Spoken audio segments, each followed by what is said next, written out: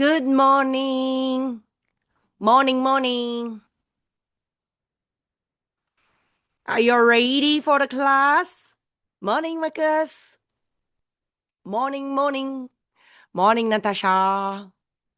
Morning, Yvonne. Morning, Beatrice. Morning, Roxy. Morning, Yvonne. Morning, Stella. Morning, Yu Yong. Morning, Han Yun. Morning, Wafasana. Hey, guys, are you ready for the class? You all got your material already, Now, let me share screen first.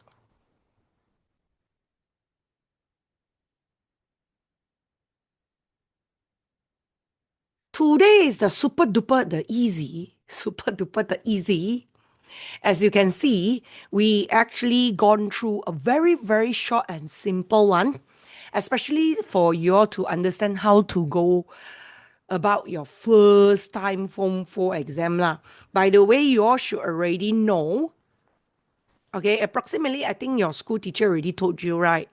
For your Form 4, okay, is according to SPM Brixan format. But of course, also see whether your school teacher follow the full format or not. Okay, for example, first of all, you will have kertas satu, you have two paper, kertas satu and kertas dua. Okay, two paper, two paper. Okay, paper one is 40 objective question. Okay, 40 objective question, 40 marks. All right. Okay, this is our multiple choice question.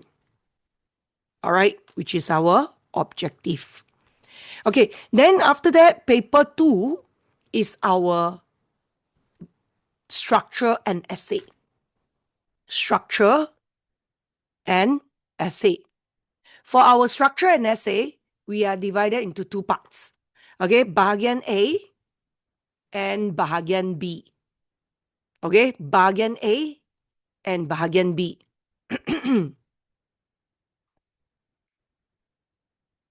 Okay, now, so you see, bahagian A and bahagian B. Okay, bahagian A, we have 4 compulsory structure question. Okay, bahagian A is compulsory structure question. Bahagian B is essay. Okay, essay, 5 question, choose 3 to answer.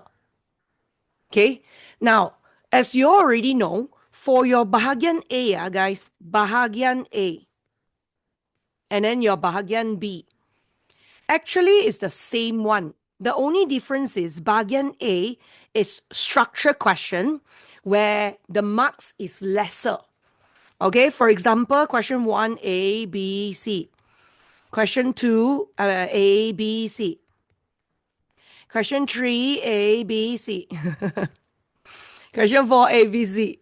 Okay, so you already know lah, this one very easy lah, simple, straightforward, which is when they ask you questions, apakah, blah, blah, blah. Okay, for example, they ask you, apakah, whatever question, then the answer directly, there's a line at the bottom, and then you directly state your answer. So for this question, all right, they are all 10 marks in total. But when you divide it, it will be 2 marks, 4 marks, 4 marks. 2 for A, 4 for B, 4 for C. Or 3 marks, 3 marks, and 4 marks. Understand? 3, 3, 4. No matter what lah, A and B usually is fakta soalan. C is K-bat soalan. Alright? Fakta soalan refers to answer can only get from your notes, from your textbook, from your revision pack lah. Okay? From your notes.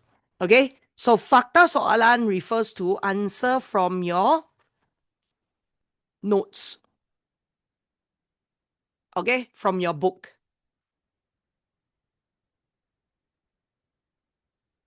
K-bat instead is your own idea. Okay? Your idea. So for all the A and B usually is fakta soalan. The C part is K bar. Okay? Now, so under this case, for bahagian B instead is essay question. Okay, bahagian B, we have 5, choose 3. And each of the question is 20 marks.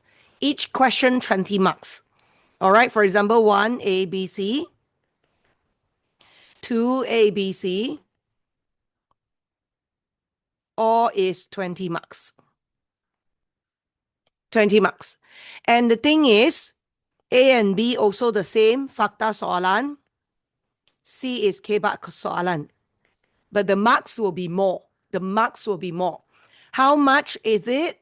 Very simple, straightforward, which is the double the marks. Double the marks of structure. And therefore, 1 marks equals to 1 point. Understand? 1 marks equals to 1 point. Okay, so for example, double the marks means it's either 4 or 6 marks, 8 or 6 marks, but KBAT sure is 8 marks. KBAT sure is 8 marks. Understand? All right, so it's either 4 marks or 6 marks or 8 marks or 6 marks or 8 marks. All right. Okay. So for the bahagian B essay lah, you must write it on a test pad. So when you write essay, right? Essay very simple. Just to let you all know, because some of you all may say that, teacher, usually I don't know how to answer essay. Essay is exactly the same as structure. The only difference is essay you need to write into a paragraph format. That's all. And then you need to put in a opening paragraph. That's all. For example, okay, in your test pad, you just need to write test pad. You just need to write question 1, A, and then the first paragraph and all the way. So for the page 1 is 1A. Okay, then page 2, the best way is page 2 is 1B. If your teacher don't allow you to take so many test pads, then no choice. Then you have to leave space. Page 3, then 1C. Okay? That's how you. Best way is 1 page, 1 part. 1A, 1B, 1C. Then when you start your essay, very simple. You need to write. The first point is essay must have. First, you must copy back the ayat soalan. Copy back the ayat soalan as the opening paragraph. Okay, so first of all, you must have at least 1 paragraph. 1 paragraph. Number 1, you must have 1 paragraph, which is leave a space, you see? Leave a space. Okay? Then number 2, you must open with ayat soalan. Then you put your answer lah. Answer all the way. Okay, yeah. Okay? So under this case, it's either you, if your teacher says 1 answer, 1 sentence, 1 full stop, you follow 1 answer, 1 sentence, 1 full stop. Otherwise, you can just comma, done, settle, also never mind. Understand? So you can just either, there are 2 types. Okay? 1 answer, 1 sentence, 1 full stop, or you can answer, comma, answer, done, answer. All right. Depends on which one you apply in your exam paper. As long as you have the correct answer with the correct format, then you correct already.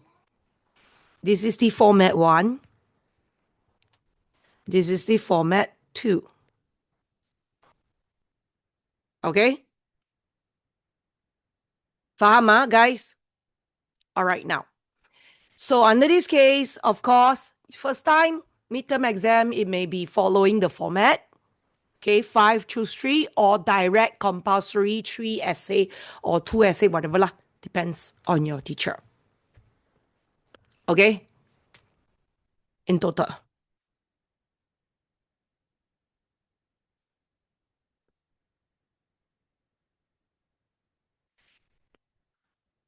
Okay, now let's go through into our notes and then we go through all the soalan. Okay, first of all, guys, but we actually provide you with a QR code, which is in your latihan, the last page. Latihan, the last page here. Latihan, the last page, which is page 24, there's a KBAT SPM question. With answer provided, you can just scan and then after that you can just read through it to experience how to answer your KBAT. As in all the ideas lah, all the ideas. Of course, in this case, for the KBAT, right? For the KBAT, some teacher, they actually don't mind, okay? Format 1, as long as there is answer, they give the marks. Okay? Or some teacher, they must have the fakta plus huraian 1 and huraian 2. Okay? Why huraian 1 and 2? Because or contoh. Okay? If you don't have huraian, if you don't have contoh, then you give huraian 2.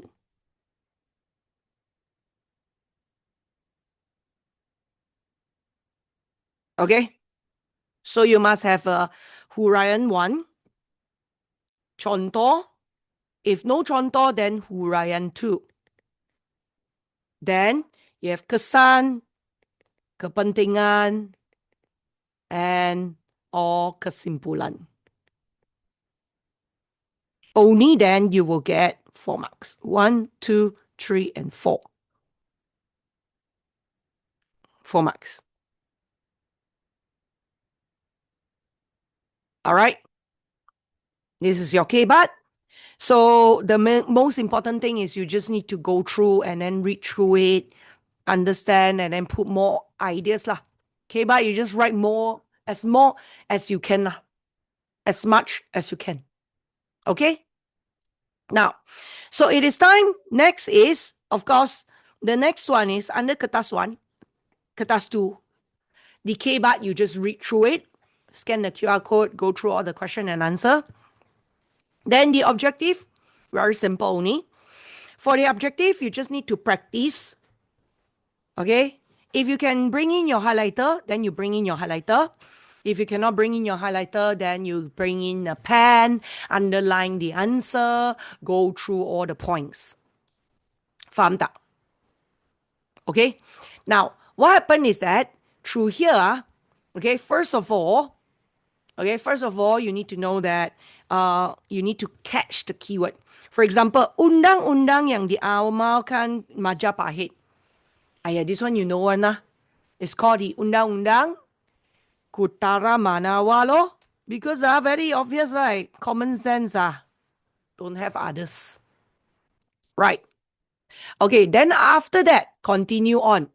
Apart from that, we also have Funan, we have wilayah yang luas. Okay?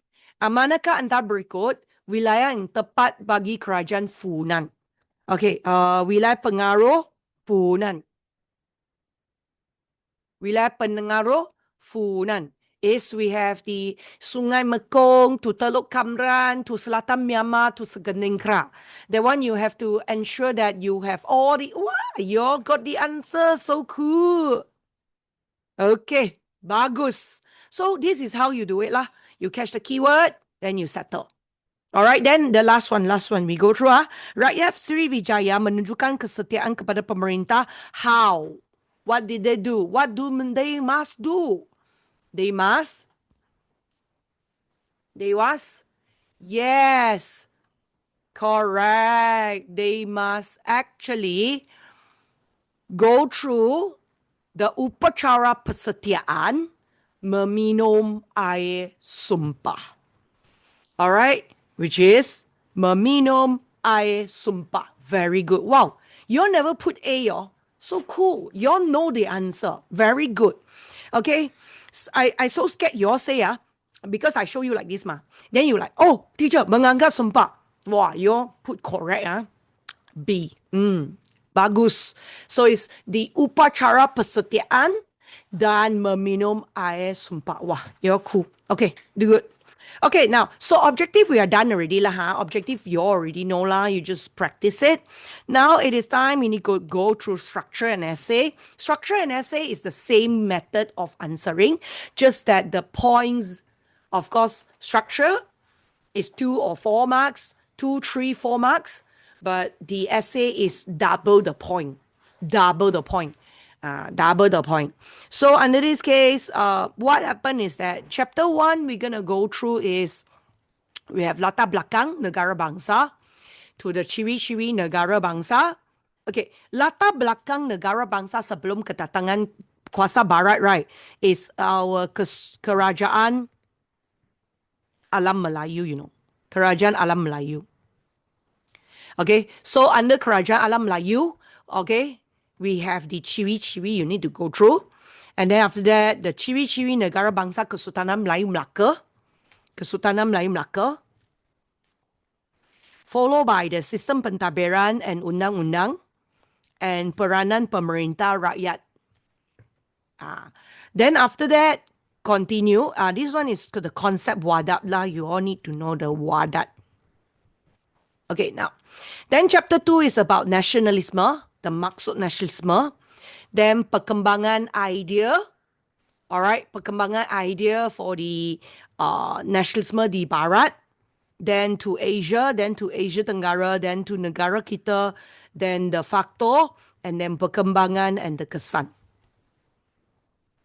Of course, not all is included. We put focus more on our country.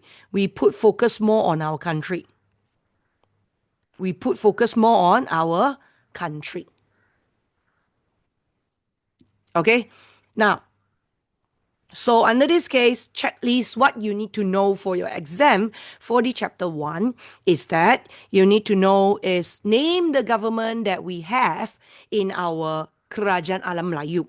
Okay, accordingly, I will use our soalan to go through together with our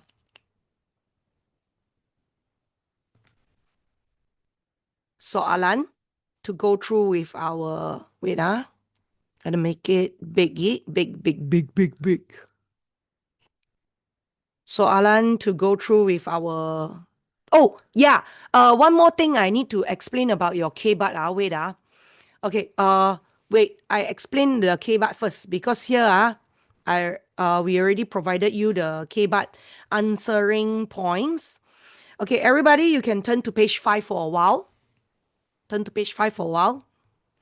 Okay, K-BAT, there are new format here, which is the petikan lah. Okay, I don't know you all meet up with the petikan format before or not. Main thing here for the petikan is, alright, first of all, petikan is you need to copy paste. Half of the points is given one. Alright, but you never know, so you have to give your own idea as well. So for example, under our petikan here, okay, you need to read what the questions want. For example, in your K-BAT, okay, huraikan maklumat terkandung. Huraikan maklumat terkandung. And then berikan kesan. Teacher say if can copy paste but add penanda wacana, then can get half the marks. Yes, correct. Yes, correct. Betul. Yes, if you don't know, you can just copy plus penanda wacana. Yes, but don't copy this one lah. Don't copy this. Okay. Yes, correct. That's why you see here. Now, if you jawapan, all right, jawapan you plus the penanda wacana, then you get at least 4 marks. Correct. Okay, now, so huraikan maklumat yang terkandung. So if you copy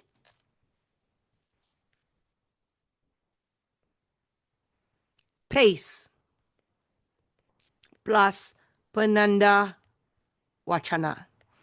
If, for example, you say that, teacher, if I didn't write a proper penanda wacana lah, but I did actually separate a bit like this, still don't worry. For SPM, you have the points. You will get at least half correct. At least from the 8 marks here, half correct. Half correct.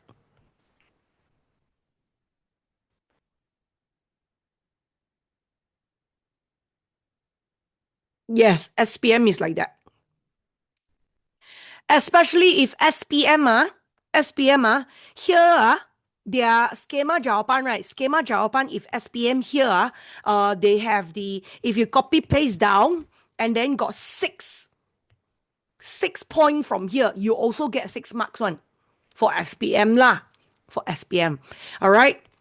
But now, because you are only in Form 4, your school exam, of course, to be secure, you have to at least, all right, assume it is 4 marks. Because at least 4 is correct. We don't care about the extra. Understand? Then you need to go to kesan. Kesan means the consequences if it is ignored. What is this? We are talking about patriotism. If we ignore patriotism, what will happen? We will have no love towards the country. We will be blinded. We will not know all the history. The country will not be peaceful. Will not be stable. Will not be prosper. Okay, at the same time, we will easily will not be able to protect our sovereignty. Okay, you can say that kedaulatan negara terancam. All right, so on and so forth lah. Okay, ekonomi negara tidak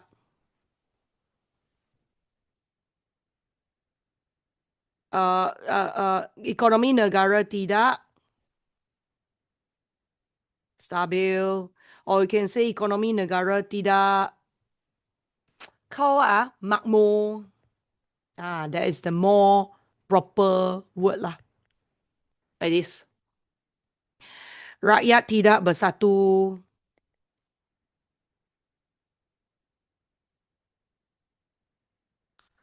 So on and so forth lah. Whatever that is, the disadvantage. So what happened is that, guys, at least kesan, you must compulsory give half. Half means if it's 8 marks, you must give 4 points. 4 points. 8 marks is 8 points ma. 8 marks is 8 points ma. You must compulsory give 4. To be safe. Actually, you give 2 also can one. And in SPM, you give 2 also can. Give 1 also can one. But to be safe, you give 4. Because according to the schema, if only got 4, you copy paste, got 4 marks only. You plus here 4 marks, you get at least 8 lor. You understand? So in this case here, you see, If you 4 maklumat, 4 kesan, you will sure get 8 marks one. If you 6 copy paste 6, 2 kesan also got 8 marks one. No worry one. Just that you must put a kesan. Teacher, must we write a separate paragraph for kesan? No need, also can one.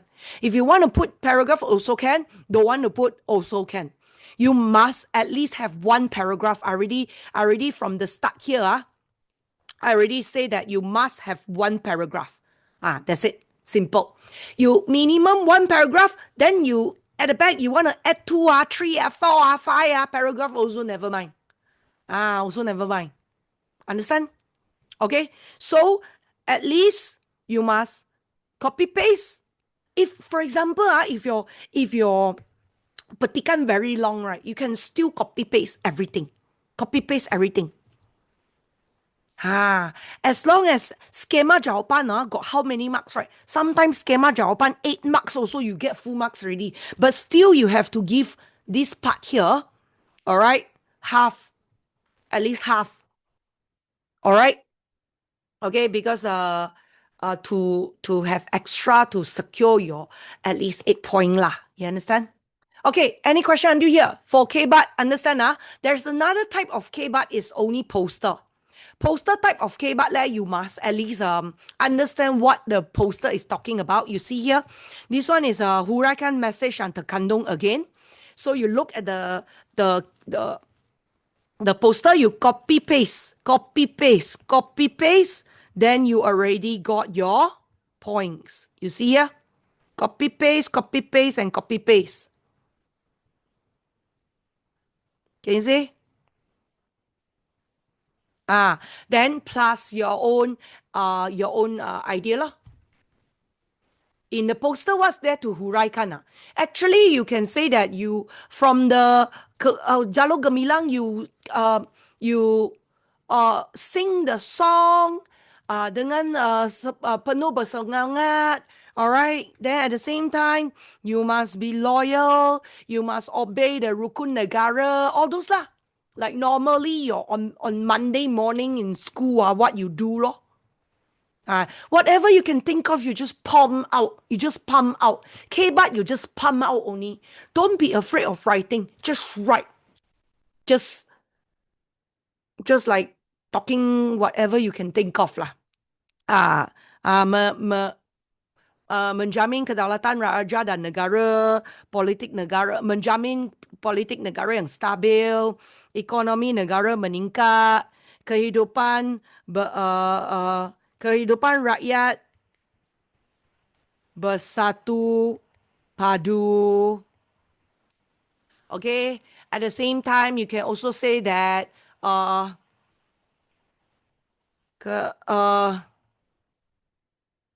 negara aman dan makmur.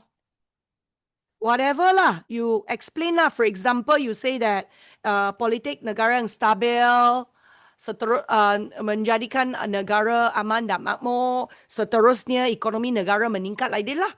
Fakta, huraian tu like that. Just write. Faham tak? Because when you see all this, for example, you see the king, you know that kedaulatan raja dan negara, then you what? Menghormati what? Raja dan negara, and then after that, what you should do is you memelihara our tradisi Kesultanan Melayu Melaka. You memelihara tradisi Kesultanan Melayu Melaka. Like this, what you see, you think about it, and then you just project out whatever you can think of. Faham mo? Hello. Then, menghormati sistem pemerintahan beraja di negara kita. Understand? Like that lah. Faham ah? So you just, whatever you can think of, just write. That's the key bit. The key point of K-bar. That's it. Okay, now, so under this case, let's go back to our fakta. Soalan already. K-bar, everyone already understand. Is it okay if I add my own like cara or something? Oh, because that's what my school teacher said. You mean for the poster thingy? Ah? Yeah. Yeah. Because it is exactly from this here is either you put kesan or kepentingan.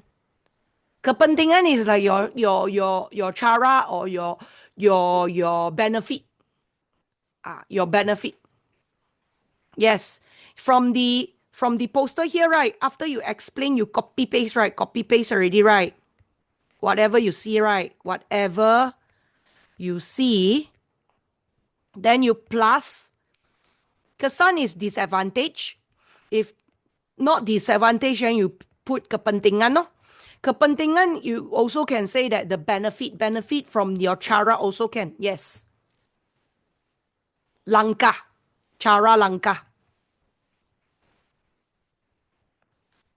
Is there some example for the kepentingan? Kepentingan negara, all this like economy negara meningkat, negara aman dan makmur is also considered because all these are not from your poster. It's your own kepentingan. Langkah like memelihara. Langkah, yeah. Kepentingan is benefit. Then after that you can huraikan dengan langkah. That's why whatever you think of, you just put in. Yes, correct. Bagus. So smart. Okay?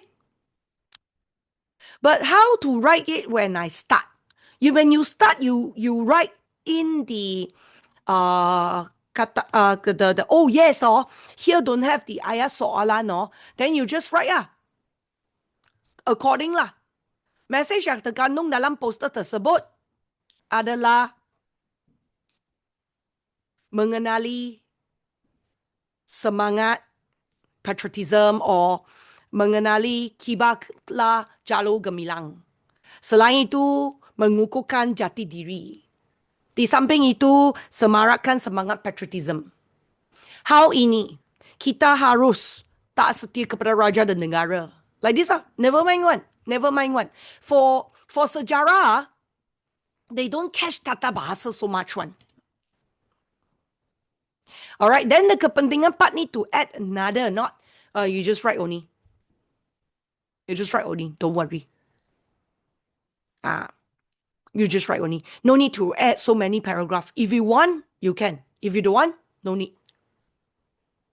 Oh, no need to say like antara kepentingan patriotism ialah. Oh, no need one. No need to specify kepentingan cara like that. Because you just need to write whatever you think of. Unless they specifically says kesan. Then you write kesan. But then some teacher your school teacher wants you, for school exam, wants you to write kesimpulannya. One summary. One final summary. Then you need to write kesimpulannya, kita harus setia kepada negara, dan tak setia kepada negara dan mengamalkan prinsip rukun negara. Like that loh. Prinsip rukun negara all this. Can I say poster menunjukkan? Oh, can. So, like you can just write back the ayat soalan message yang terkandung dalam poster tersebut adalah kibarkan jalur gemilang. Seterusnya kukuhkan also can. Understand? No worry. Okay? Now, so under this case, therefore, we come back to our checklist. According to checklist, we're going to go through all the points that we need to go through in your exam. The important points means the important points. Wait, yeah. Sorry, whenever I split screen, right, there's an issue of the notes going off.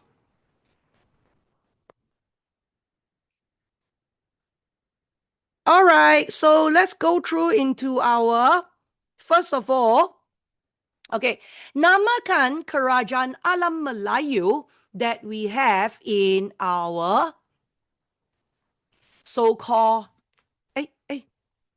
sorry. You give me a moment. I accidentally closed my, off my iPad.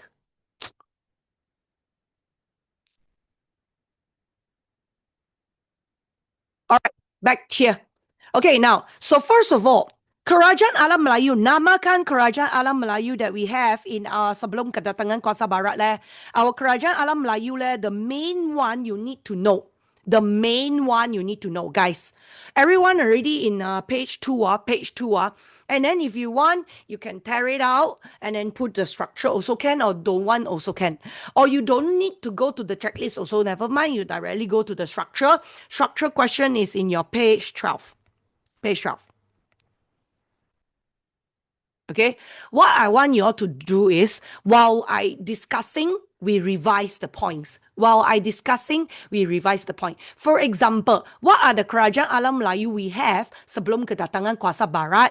By right, the most one lah, the one that is the main one in our nota is our Funan. The first one, Champa. The second one, and Sri Vijaya, the third one.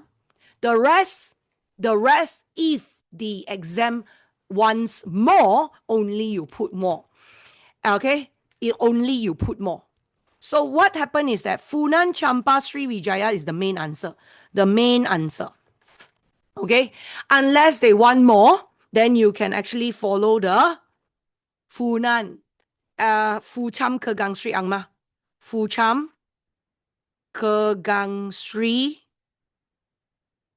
Angma, which is Funan, Champa, Kedatua, Ganga Nagara, Sri Vijaya, Angkor, and Majapahit. Okay? But the main answer will be Funan, Champa, Sri Vijaya. Because Funan is abad pertama, Champa is abad kedua, and abad ketujuh. Understand? Okay, now, then the next one, ciri negara bangsa, Kerajaan Alam Melayu, we have R. R. R. We have Raja, Rakyat, Undang-Undang, and Wilayah Pengaruh. Raja, Rakyat, Undang-Undang, and Wilayah Pengaruh. Okay, now, so under this case, you can see Raja is the huraian you need to know. These are all the Fakta 1, Fakta 2, Fakta 3, and Fakta 4. If they ask you, nyatakan, these 4 answer got 4 points. But if they ask you, jelaskan, you need to huraikan. Huraikan. So for example, the huraian in this case, you have to say that here is a short and summarized version of the points because every one of it only needs 2 to 4 marks. Raja is 2 to 4 marks. For example, Raja is tonggak utama kerajaan. Okay? Raja is sentiasa ditaati oleh rakyat. That's the second point. Raja juga dianggap suci. And of course, at the same time, sistem pentadbiran memperkukuh kedudukan raja. Iaitu pembesar membantu pentadbiran, that one lah. Or you can give a contoh. For example, I decided to give a contoh. Contohnya, Raja Champa dianggap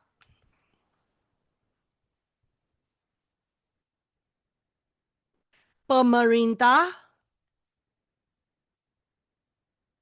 suci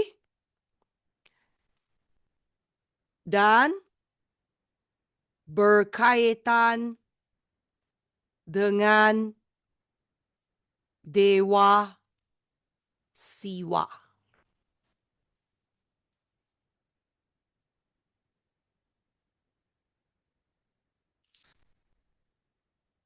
Okay? Now, of course, in this case, this is your 4 marks point.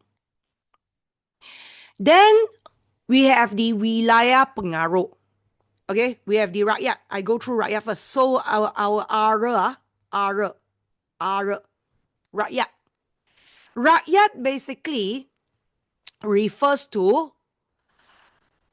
rakyat. We go rakyat. Okay.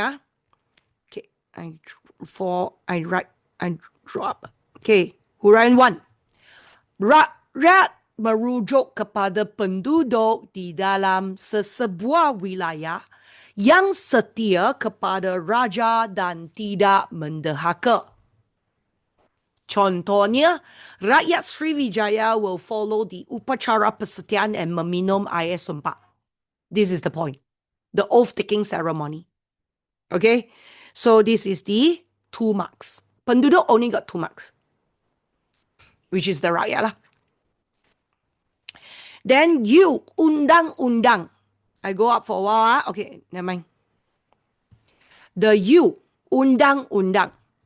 The undang-undang is that huraian 1 is bertujuan menjamin kesejahteraan sesebuah kerajaan. At the same time, huraian 2, undang-undang diguna pakai di seluruh wilayah pengaruh. And therefore, no QR code, no QR code. The answer is in your TTC website. When you the TTC website there, ttceducation.org, ttceducation.org. When you get your PDF notes, there's the answer also. Yeah, the link. Yeah, correct. And of course, at the same time, all right, they also menjadi panduan dalam pentadbiran kerajaan. Contohnya, Majapahit. Remember we just now go through the objective that time. Majapahit mengamalkan undang-undang Kutara Manawa. Yeah, you can just download the answer. No need to write so many. You can just download the answer. Or after we done this question 1, you can just screenshot like that. Also can. All right, next. Then wilayah pengaruh. R is RUW. W is wilayah pengaruh. Wilayah pengaruh here says that wilayah pengaruh merupakan kawasan yang rakyatnya menerima dan mempengakui pemerintahan seseorang raja. Contohnya, Kerajaan Funan mempunyai wilayah pengaruh yang luas. Dari Teluk Kamran, Sungai Mekong, Selatan Myanmar, Sekeningrat. That one is mainly for objective lah. Okay, the area. Okay. Now, so like this, already enough. Majapahit, sorry. So we are done with what? We are done with the first one and the second one. Okay, first one and the second one. Okay, buktikan kesetiaan rakyat Kerajaan Sriwijaya kepada pemerintah. Bukti kesetiaan. Can you see here? First of all, very simple. Buktikan kesetiaan is they will menjalani upacara persetiaan kepada pemerintah. Okay, they dikehendaki meminum air sumpah. And of course, air dituang ke atas inskripsi Telaga Batu. And therefore, diminum oleh rakyat menunjukkan kesetiaan kepada pemerintah. The answer they haven't upload yet, I guess. They haven't upload yet, I guess.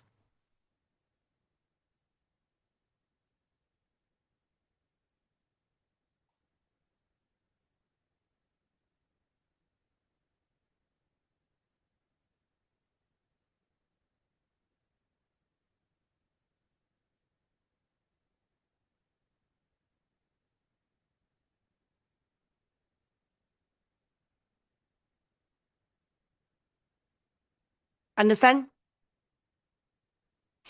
Teacher, then can I whole page screenshot first? Whole page screenshot. Đây. Wait ah. Here you go. Can. 1, 2, 3, gotcha. No worry. Okay, now. So we are done with the first one, 1.1. Let's go to 1.2. Okay, so we are done now. Oh, the main answer will be these two first. You must write these two answers first. Upacara persetiaan and meminum air sumpah. This is the two main answer. You don't go and memorize these two and write these two down first. This is to huraikan how they go through the ceremony. This is the two main answer. Understand? Two main answer. If 2 marks, these two main. If not enough, they give you 4 marks, then you add these two. Understand? Okay, now. Next will be, move on. All right, the next one is 1.2, ciri negara bangsa Kesultanan Melayu Melaka. Okay, ciri negara bangsa Kesultanan Melayu Melaka.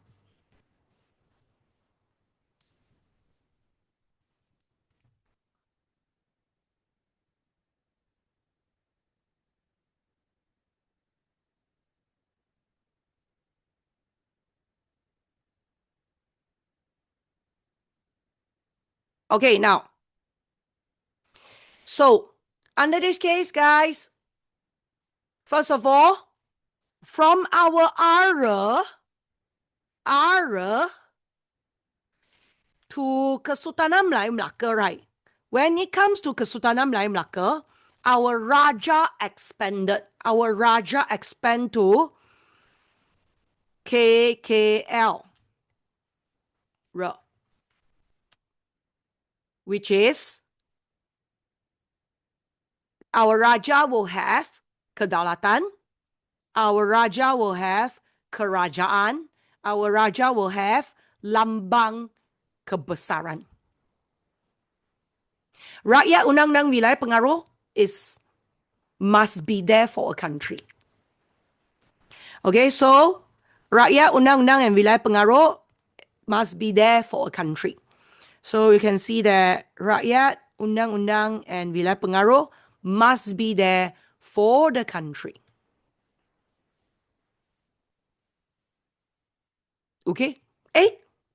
Guys, can you correct this? This is undang-undang, not perundangan. Undang-undang, Undang-undang. Okay? Now, so under this case, undang-undang, correct it. It's not perundangan, it's undang-undang. Okay, good. Okay, now. So under this case, let's go to our soalan here. First of all, as a king, we have kedaulatan. Kedaulatan, you all should already know lah, Kedaulatan. Kedaulatan means the power, authority, power. Okay. No question, I continue. Okay. Kedaulatan here refers to huraian 1, lambang kekuasaan tertinggi. Sultan. Kedaulatan merupakan hak mutlak Sultan untuk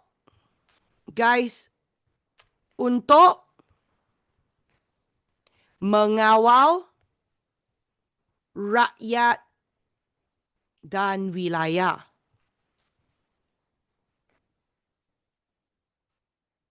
Of course, it is a hak mutlak Sultan mengawal rakyat dan wilayah.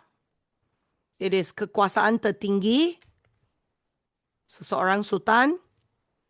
At the same time, kuasa tertinggi, hak mutlak means absolute power. Hak mutlak means absolute power.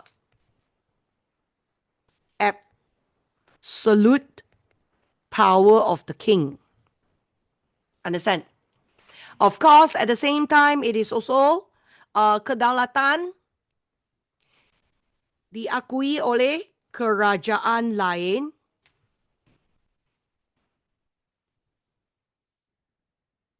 dan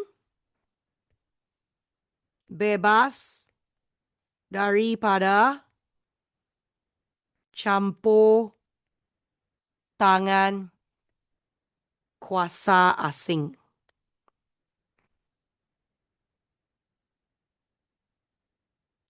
Okay, so this is your huraian ketiga.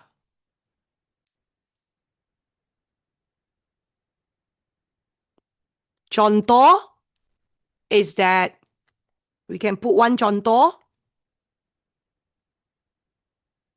is Kesultanan Melayu Melaka diiktiraf oleh who?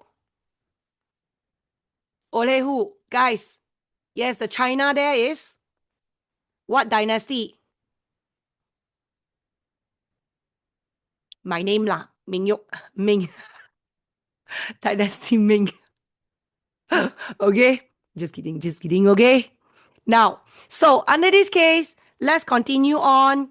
From here, we are done with our kedaulatan.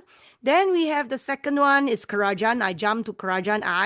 No kerajaan here. Ada kerajaan tak? Ada kerajaan lah. Kita tulis satu kerajaan keluar, okay? Kita tulis satu kerajaan dekat bawah here. Okay. Okay, kerajaan. Kerajaan, in this case, we need to say that our government of Malacca. Okay? First of all, you all know that Kesultanan Melayu Melaka, right? Kerajaan only muncul. Kerajaan muncul dengan adanya what? Dengan adanya raja. When there is the king, there's the government. There's no king, no government. Remember? Yeah. So at the same time, raja in the government, raja ialah pemerintah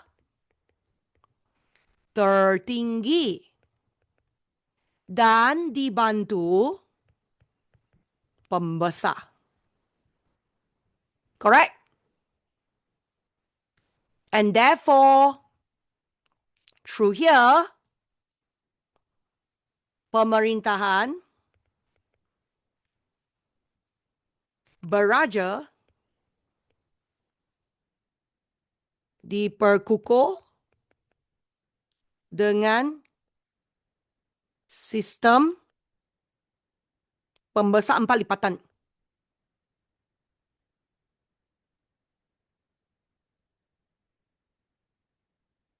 Okay? And therefore, selepas Islam,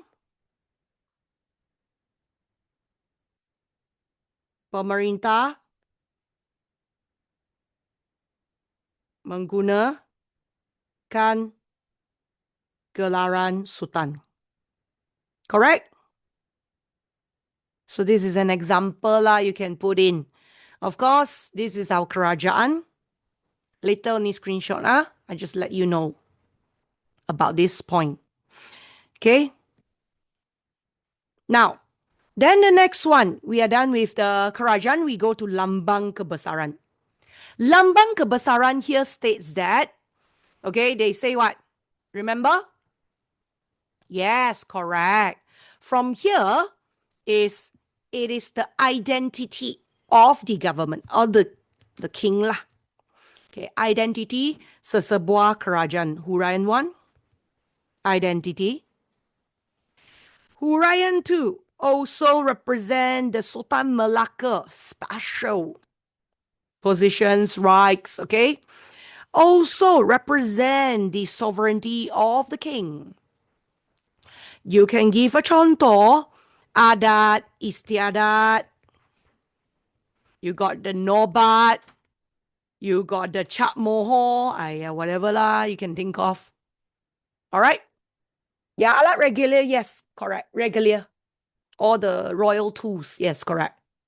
Bagus. Okay? Now, so in this case, we are done with our lambang kebesaran. Lambang kebesaran so easy. Okay, then we move on into re. So as you can see, the king will have sovereignty, government. And when there is a king, there's a government. And they will have a representative, represent their power, authority. Okay. Now, RUW is the rakyat undang-undang wilayah pengaruh. So first of all, we have the rakyat. Ayo, don't have rakyat here. Don't have rakyat here. So what happened is we're gonna go through a little bit of rakyat together, which is here. Rakyat. Rakyat got lah. Oh no, this is wilayah pengaruh. Wilayah pengaruh. No, this is wilayah pengaruh. Sorry. Rakyat. Wait, let me see. Here got. No, don't have. So, rakyat, guys. Rakyat, you have to know that they must be loyal to the Sultan Malacca. That one is a must. Okay, so first, okay. First, must be taat setia kepada Sultan Malacca. Second of all, rakyat must mematuhi undang-undang dikuatkuasakan dalam Kesultanan Melayu Melaka. Okay, then third, rakyat terdiri orang Melayu and orang what? Orang laut. Orang laut.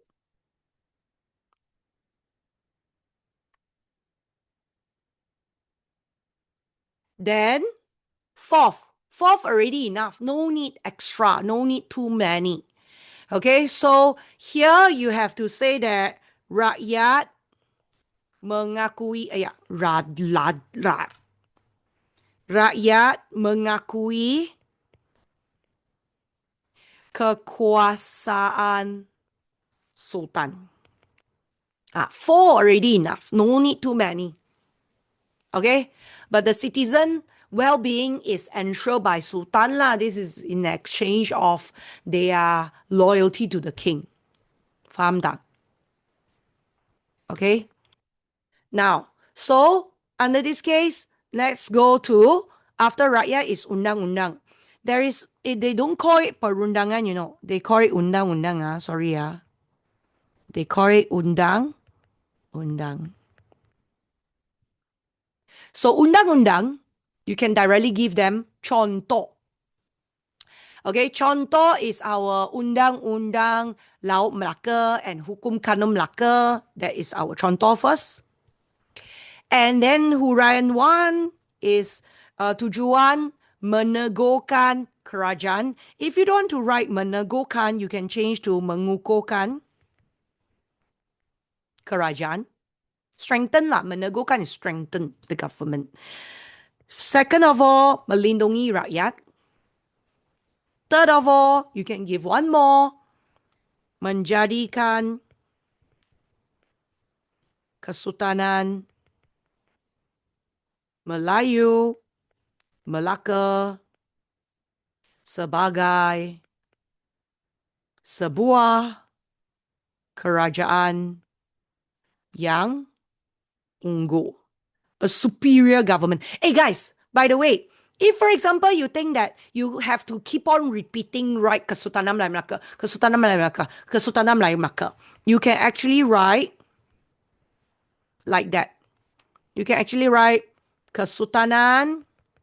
On the first paragraph, when you start your sentence, you can write Kesultanan Melayu Melaka.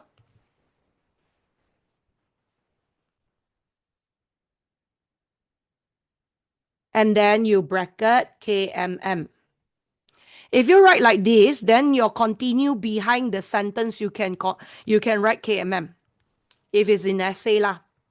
If it's essay, you can write KMM, KMM, KMM. First paragraph. In the first paragraph, in the first paragraph. Scared teacher don't accept. In SPM allow lah. If you scared, then don't. If you scared, then don't. Don't make, the most important thing is when you go for exam, you feel confident. If anything that makes you not confident, just throw it away. Okay? Just throw it. Like, for example, this one, you think that it makes you scared. So then you go ahead, write Kesultanan Melayu Melaka. As long as it gives you the confidence, you feel comfortable, that's very important. Understand? Okay, now, next, continue on. Move on into the next one is the last one, wilayah pengaruh. Wilayah pengaruh, it is actually, we can actually say that first huraian is kawasan pemerintahan yang raja diterima dan diakui rakyat. And then second of all, wilayah diperoleh melalui penaklukan, naungan, dan perkahwinan. At the same time, you can say huraian ketiga, di Kesultanan Melayu Melaka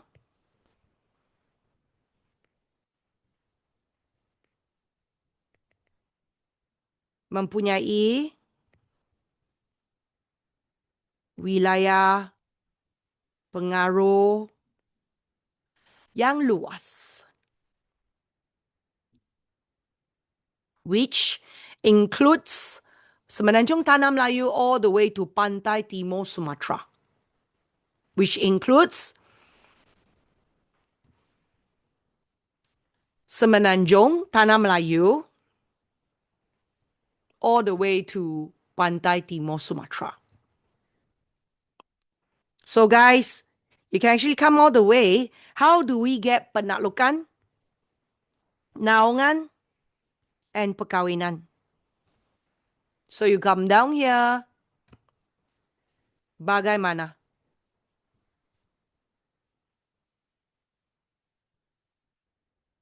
Bagaimana?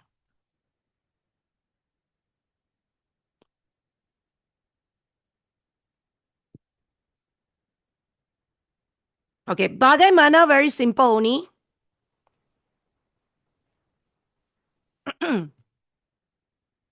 Example, the first one, penaklukan is true diperoleh melalui peperangan. We get it from war. Naungan is wilayah lain except the lordship of Kesultanan Melayu Melaka. Third, marriage. So by right, this is Fakta 1, Huraian 1. Fakta 2, Huraian 2, Fakta 3. Of course, lordship means their master, all right? Their leadership, their control. Okay? Meaning other area, they will listen, obey Melaka order. Teacher, lordship is your spelling error. Lordship. Sorry, Thank you very much. Lordship means that it is other area will obey Malacca King's order, will listen, and will actually salute Malacca King.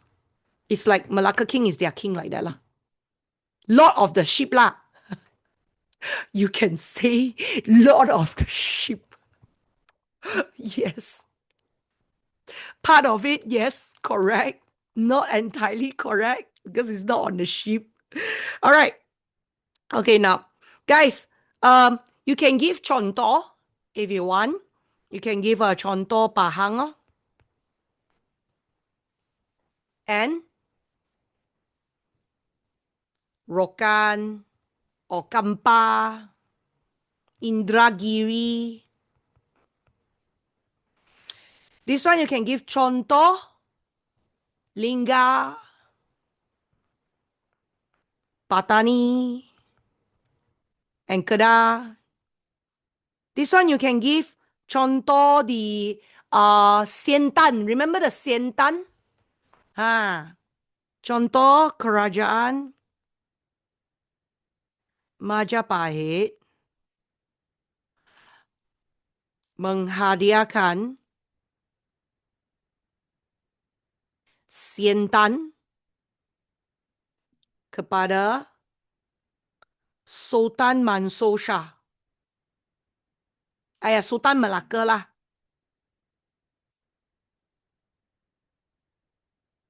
Yang mengahwini puteri Majapahit.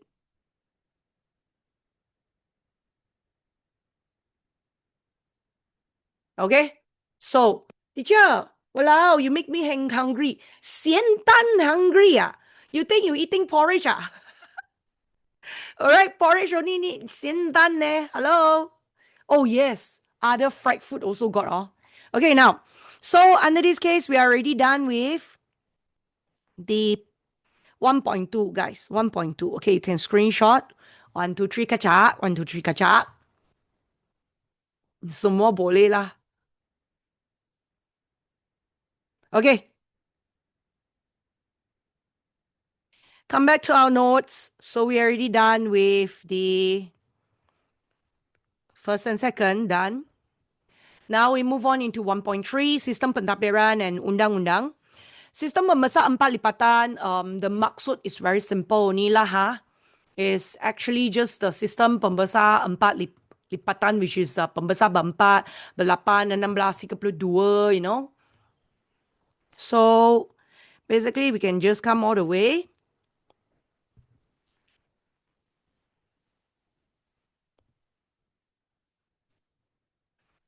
Guys, first of all, keunggulan refers to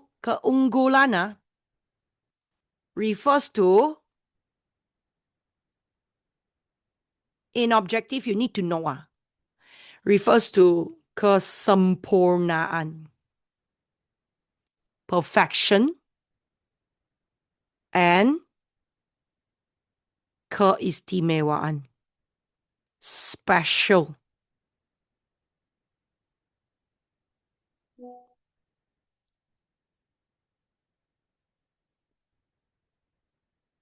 All right.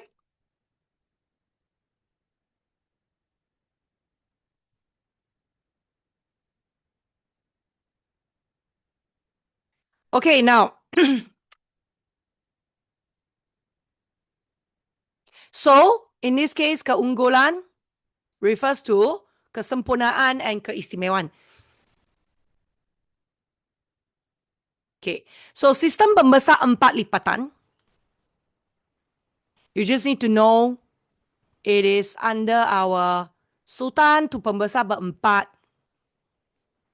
Alright, actually, not very, very important lah. You just need to know that from sistem pembesar empat lipatan is the Sultan,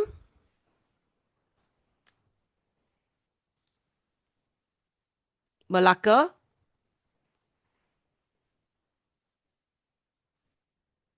Sultan, Melaka. They are ketua. Wait, I want to show you the ketua. Did I put it in here? Oh, no.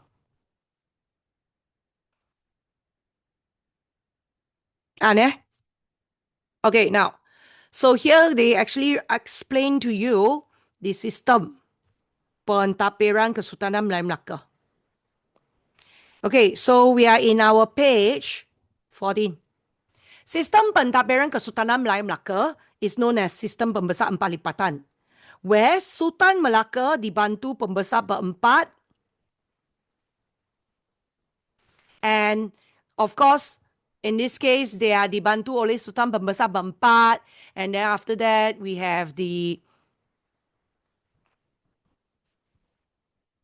Bendahara, Penghulu Bendahari, Temenggung, and Laksamana. Okay? So, in this case, for example, bendahara menguruskan perbendaharaan Melaka, perbendaharaan Melaka.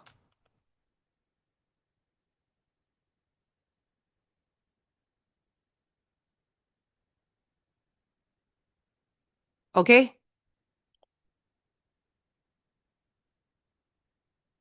Through here,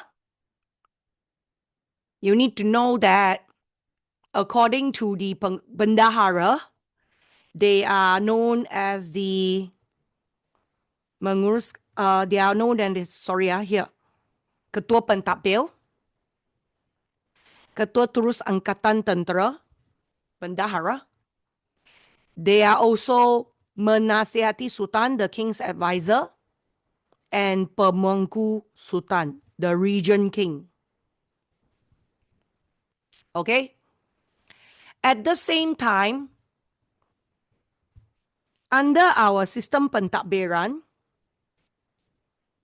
Kesultanan Melayu Melaka, if you explain about the pentadbiran pusat lah, especially pentadbiran pusat. Is there pentadbiran pusat here? No. Especially pentadbiran pusat. Especially pentadbiran pusat.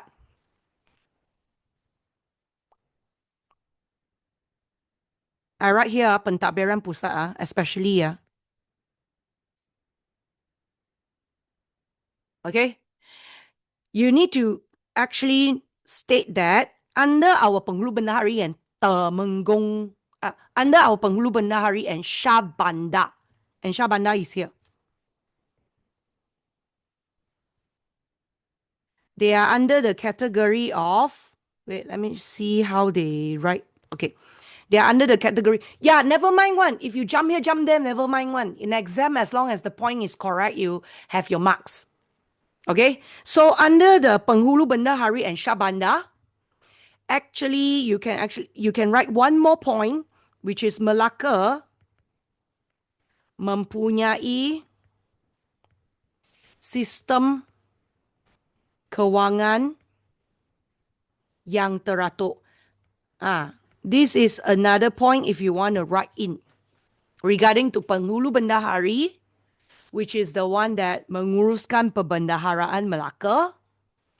At the same time, also that in charge of segala jenis cukai dan ufti.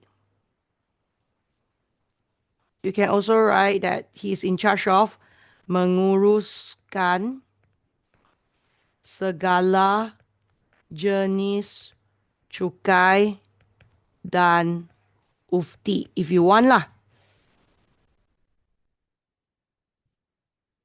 Okay? Now, then Shah Bandar instead is mengutip cukai in pelabuhan. That's it. This one is regarding to the sistem kewangan yang teratur. Yeah, if you want me to put the points for you, this is 1 point. All right. 1 point, 2 point, 3 point, 4 point, 5 point, 6 point, like that. I just show you lah. But actually you can be like this. You do not need to follow the sequence one. You can jump like that. In exam, you still get full marks. Faham, okay? But now I want to explain to you one by one, so that's why I explain to you like that.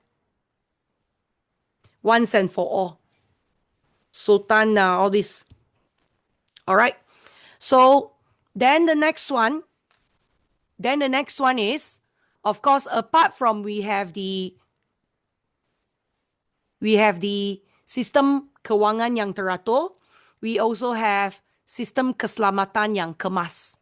Okay, so we go to sistem keselamatan yang kemas. The next one is sistem Melaka mempunyai sistem keselamatan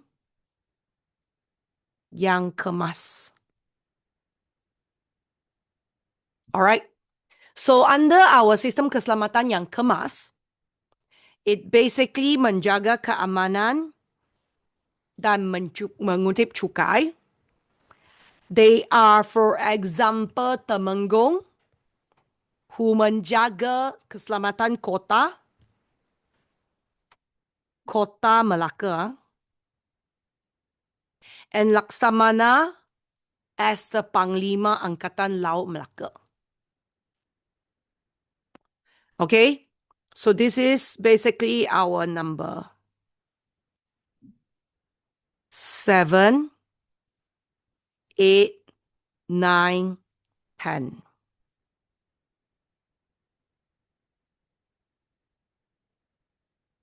Okay? Of course, guys,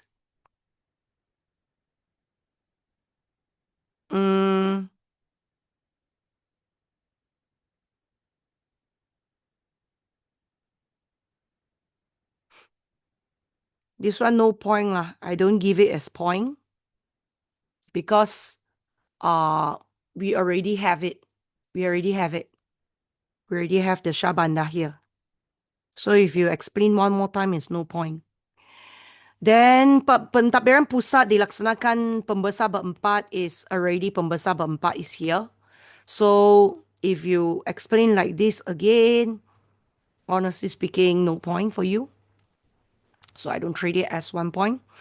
Pentadbiran jajahan dilaksanakan oleh pembesar. This is under pentadbiran jajahan.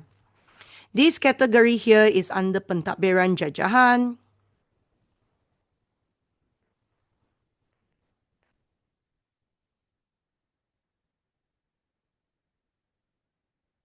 Okay, which is pentadbiran jajahan dilaksanakan oleh pembesar yang dilantik pembesar berempat. And they have mentadbir daerah and kampung. They also menjaga keamanan and menguruskan. Sorry.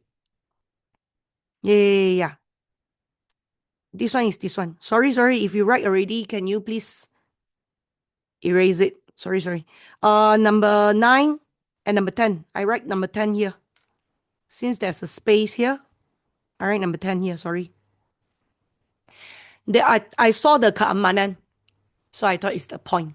No, it's not. Because they never write on land, on sea. Mereka menjaga keamanan di darat dan di laut. Alright.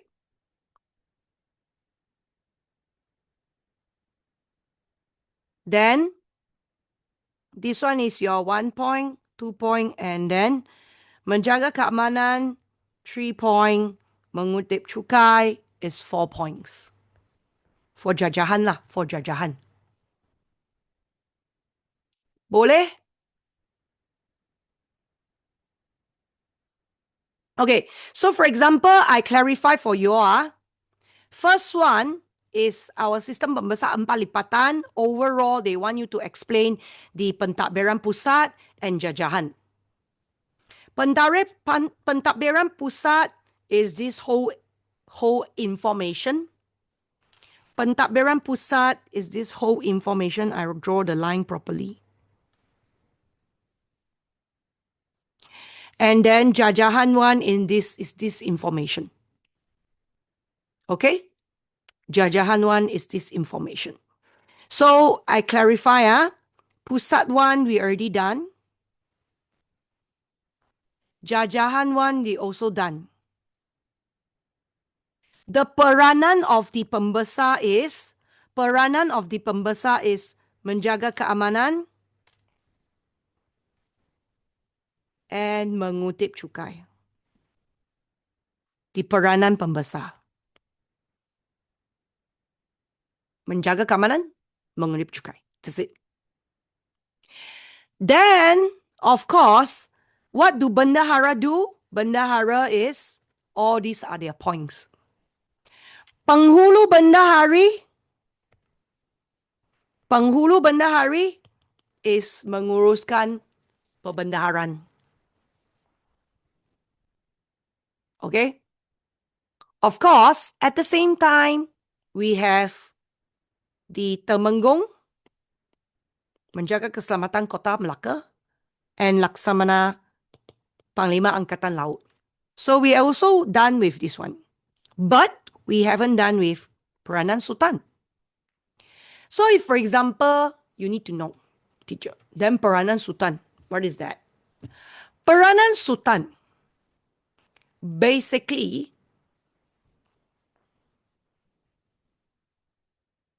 here, you write here lah, no space ah. Number 1. Okay, I write here is Ketua Pemerintahan. Second, berkuasa dalam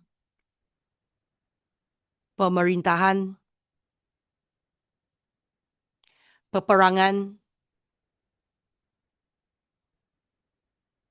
hubungan diplomatik,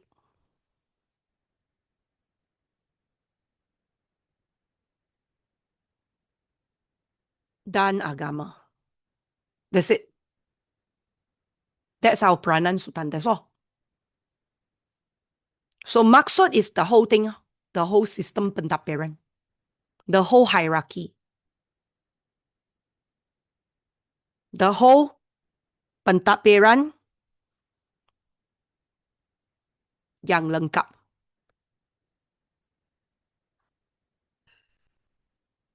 From the pusat to jajahan. Done. Done already. Now, take a screenshot for the top part. 1, 2, 3, kacak. 1, 2, 3, kacak.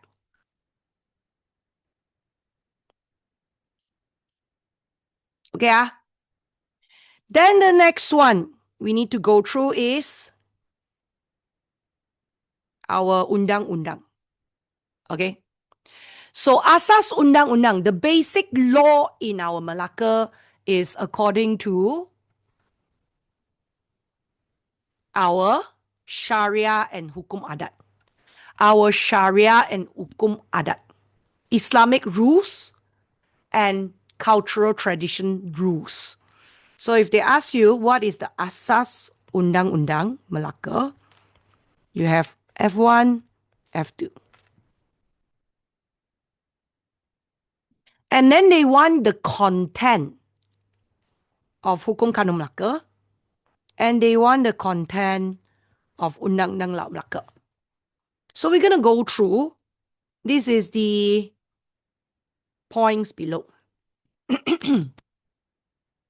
So from here, first of all, we have the Kandungan Hukum Kanun Melaka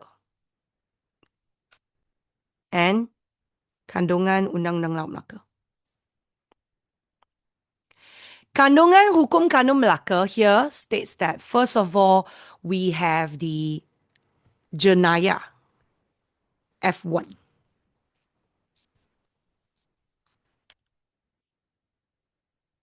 Oh, by the way, if you don't directly put jenayah, you can say that, number 1, you can give the first point,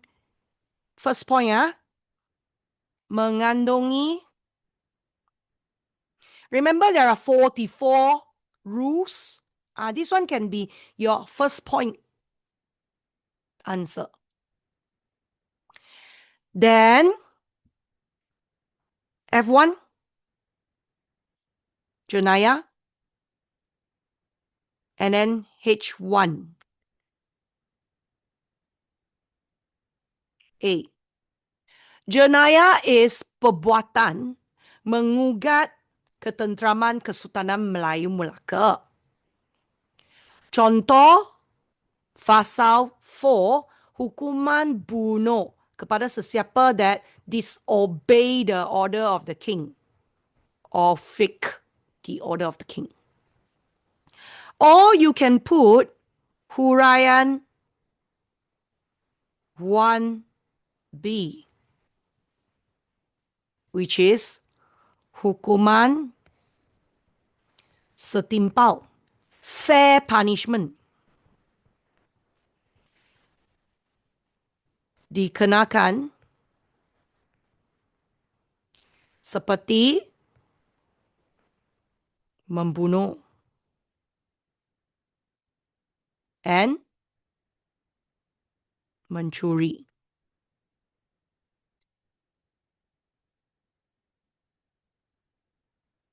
So then you got the contoh lor. Next will be peranan sultan and pembesar. Peranan sultan and pembesar here states that F2, which is, you can actually say pembesar H2A must know about the execution of the law. Example, Pasal 1, the responsibility of Sultan. Actually, they only got one huraian, so you can't put any other stuff. Then the kandungan ketiga is kekeluargaan. Regards to kekeluargaan. In regards to kekeluargaan, it says that huraian 3A mewujudkan keharmonian dalam keluarga. It is also to resolve any family issues, keluarga. Atau dalam perkahwinan.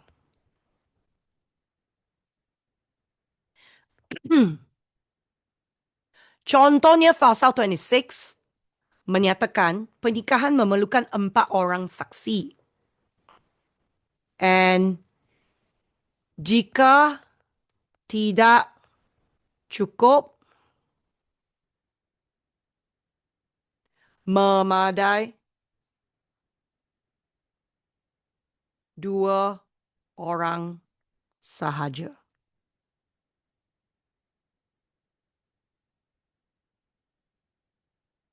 But slave or ladies cannot be the witness lah.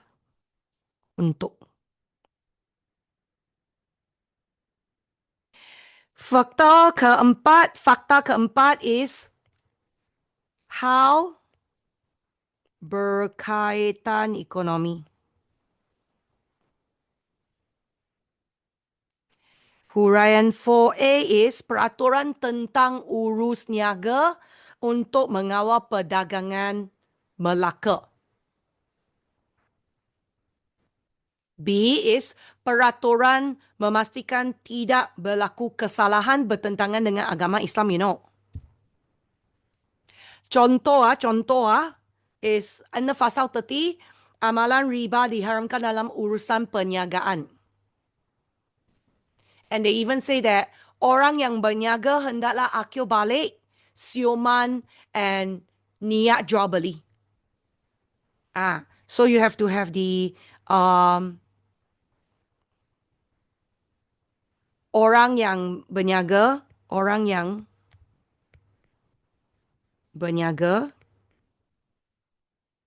mestilah akil balik. Okay, which is puberty at the maturity age, siuman, which is sane, and mas lafaz niat jual beli, which is you must be sincere lah. Okay, so in this case, this is your hukum kanun Melaka. You can take a screenshot, 1, 2, 3, kacak, 1, 2, 3, kacak. Next. Then we move on into the kandungan for our Undang-Undang Laut Melaka. That is very simple. Okay, Undang-Undang Laut Melaka, we have the nakota, the the captain of the ship, pelayaran sailing, and then after that we have the jenayah atas kapal, hukum jenayah atas kapal,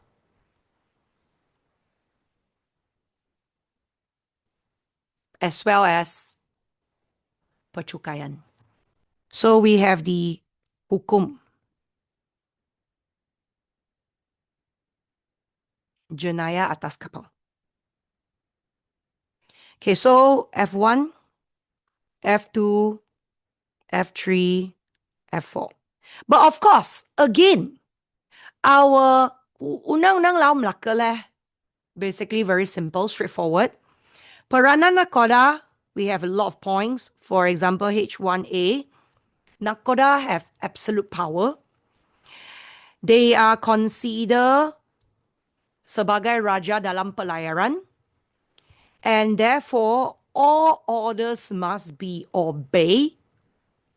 Semua harus mematuhi arahan nakoda. Contoh, Pasal 13.1, nakoda will be given priority to do business for the first 4 days. Okay? We have 13.3 lah, if you want to pass by, whatever. Okay, that one is under nakoda. Okay, then the next one is, kandungan kedua is pelaturan pelayaran. So we have H2, we go through, to ensure that our sailing is safe and smooth. Okay, what happened next is that we even have the H lancar, C-A-R, lancar, not lancer. H2B, okay, which is it menjelaskan peranan pegawai selain nakoda, yaitu jurumudi, which is the navigator, and jurubatu. Or malim also can lah, but you enough lah. Just give one or two example. The mason. Jurubatu is the mason. Measure the depth. So, example, you can actually give the contoh. Pasal 9, malim. Malim is the cleric. Okay, so if you, for example, you want to give a contoh for malim lah, you jurumudi and malim lah. Also can. Jurupatu also got. Okay, malim have to know about the sailing knowledge. If he is careless, all right, then there will be death punishment lah. Menyebabkan kerosakan under the kerosakan on the ship then that's it lah. Goodbye, sayonara. Okay.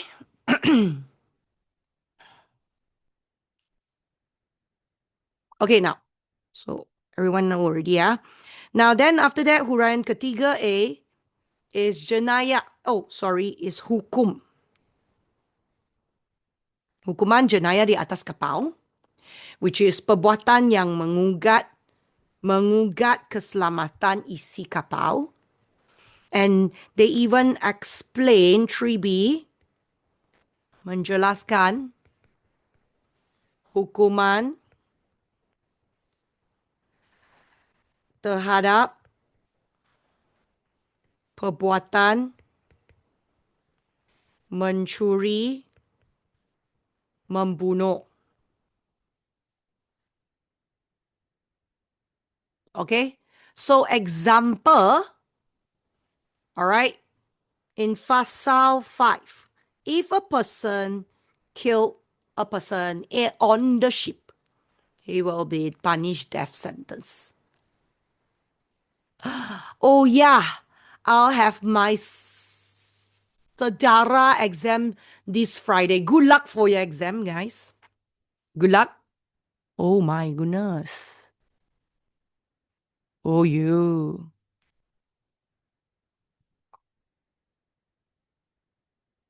Okay. Okay, now. So in this case, kandungan keempat Kandungan keempat is percukaian yang sistematik dan adil. Contoh, you have the huraian 4B, pelbagai cukai perjalanan dan hasil perniagaan dikenakan dalam pelayaran untuk perdagangan. Okay? And therefore, contoh 6.3, Nakoda determine how much tax will be charged to the penumpang. Okay? Monday, actually, my exam next Friday. So wrong. Sejarah. Good luck. Faster. You have to do well, guys. Okay. Screenshot. 1 through Chikacha, 1 through Chikacha. Okay, let's go through. Next, so we are done with our law already. Now is the last part. Okay, so first of all, pemerintah and rakyat. So pemerintah and rakyat here says that the concept wadat lah, concept wadat. Concept wadat refers to a perjanjian. Perjanjian refers to number 1 point, where it is done between golongan diperintah dengan golongan pemerintah. Such as it is represented, okay, diwakili. Okay, represented demang lebar daun and sang sapuba. Demang lebar daun represented by the diperintah loh. And pemerintah is sang sapuba. Pemerintah is sang sapuba. Okay? So this is the third point. And then, of course, that is our wadat. But if, for example, they give you 4 points, you get the 4 points is here. Where, under this case, you can write rakyat bernaung di bawah pentadbiran sultan dan pembesar. And of course, number 5 is perkaitan ini, menggerakkan jentera kerajaan dan sistem pemerintahan. Teacher, for Fasal, can I not specify like Fasal 13.1? Just straight away write your huraian Fasal, because I scared I don't remember the number. You just write with the huraian. You just write with the huraian. If your Fasal wrong, at least your huraian still there. But of course, in SPM, never mind. You just write huraian already can. But for school teacher, I scared they are a little bit specific. So you just write. So to see whether the teacher kasihan, then will give you the points lah. You understand? All right. So if you're scared that you will, the teacher will correlate the Fasal and the huraian, then you full stop. You Fasal 13.1, full stop. Then you write another sentence huraian. You understand? Then it will be separated, and then your teacher may actually give you the marks for the huraian. At least your teacher won't say that, oh, you never put the Fasal, it's not a complete sentence, blah, blah, blah. Like that example lah. Okay?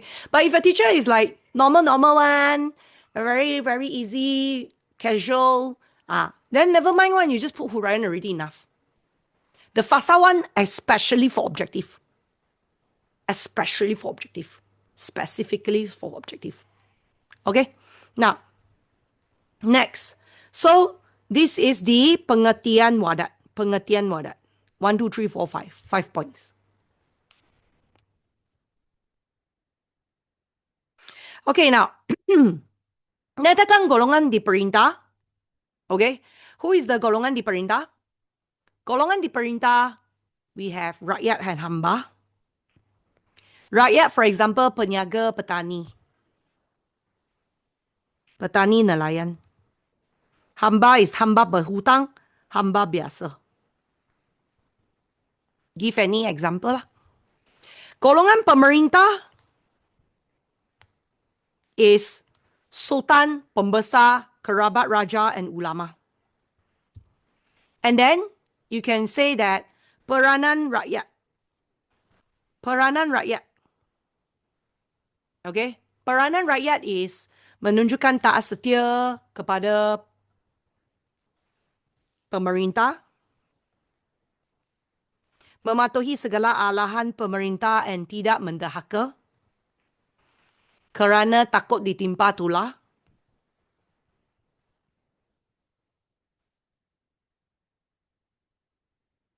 Tulah is disaster. At the same time, menjadi tentera, menghadiri majlis umum seperti gotong royong, menjadi pengayuh atau pendayung, or you can say menyumbang tenaga kerja melalui sistem kerah. Peranan sultan dan pembesar, guys.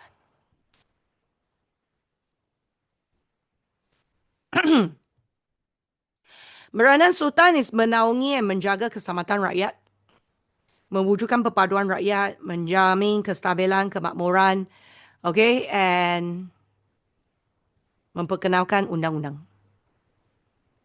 Pembesar is menjaga keamanan rakyat di kawasan pegangan. Also, perantara sultan dan rakyat memungut cukai, mengutip cukai,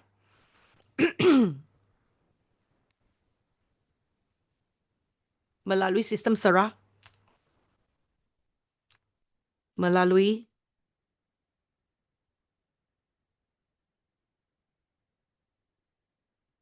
serah. Okay? And membekalkan tenaga tentera only. No kerja. No kerja. Tentera only. Melalui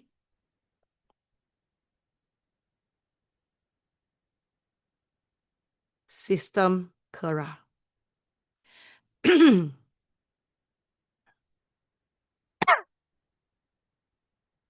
Okay? Okay, now, screenshot.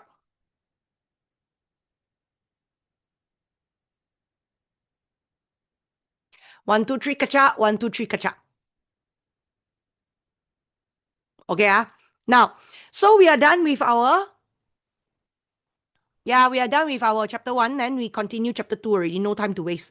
So we already know what is wadat, perjanjian, and all the connection between the pemerintah and rakyat. Okay, we also know about the siapakah golongan pemerintah and diperintah, pemerintah and diperintah, and peranan. Okay, now chapter 2.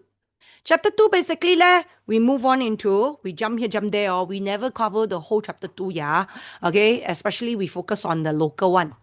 Okay, jelaskan maksud nasionalisme for the tokoh it's not very important in your SPM, but school, if they want to test you, they can test you. So, of course, in this case, what happened next is, therefore, you need to take note go through if your teacher say you need to study that. Okay, so first of all, what is the maksud of our nasionalisme? Everybody, you can continue into our page 17. Maksud is perasaan cinta yang mendalam terhadap bangsa dan negara. At the same time, it is semangat kebangsaan menentang penjajah. You can write menentang penjajah.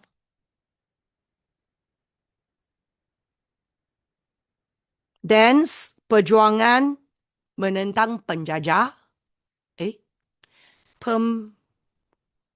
Perjuangan menentang penjajah. Pembelaan terhadap bangsa dan negara. Pembelaan. Oh, sorry. It is pembelaan terhadap bangsa dan negara. Semangat kebangsaan menentang penjajah is already the perjuangan. Same meaning. Okay, same meaning. So I'll put another point, which is the accurate one. Sorry, it is perjuangan is gerakan. Perjuangan is gerakan. The more accurate sentence is gerakan mencapai kebebasan politik, ekonomi, dan sosial daripada penguasaan asing. Okay? It's a movement to achieve political, economical, and social freedom lah. You're no one lah. Okay, so 1, 2, 3, settle. Okay, then the next one, the maksud we already done. Now is the factor. Why do we have perkembangan nasionalisme in our barat? So the perkembangan nasionalisme in our barat basically is focused on wait, let me see.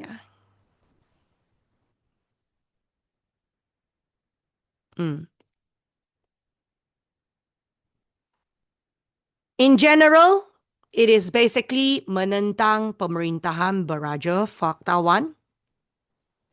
At the same time, alright, memperjuangkan kemerdekaan.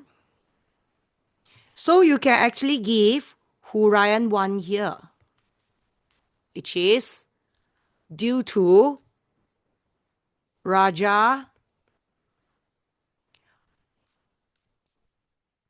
due to, you can say, penindasan hak dan kebebasan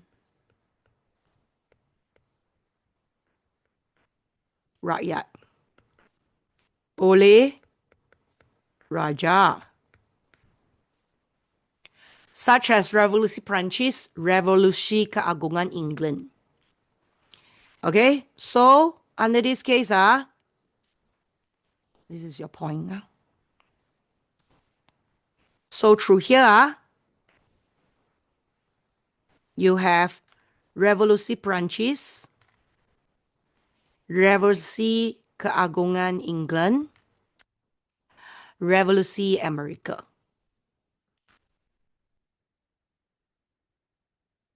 This one is Revolusi Amerika.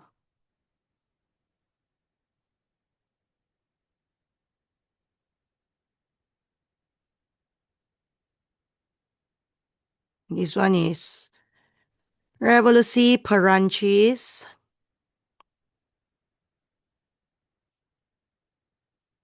and Revolusi Keagungan England. Okay. Okay, now, anything you please ask Ayah, Keagungan, I spell wrongly. Okay, now, therefore, what is the factor? What is the cara peristiwa and kesan? You need to know. First, Revolusi England basically states that the reason why Revolusi Keagungan England is because they want to uphold the sovereignty of Parliament. You can put this as one point. And they want to uphold the basic human rights of the citizen. At the same time, because they go against the Raja James II, who have absolute power, where he disregard the parliament when creating the law.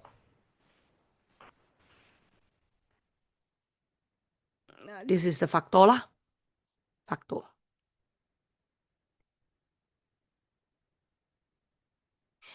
Then Revolusi Perancis instead says that why did they have this Revolusi Perancis is because they go against the, first of all, you need to know that it is the philosopher, golongan pemikir, fight for freedom, equality, and brotherhood. Number one.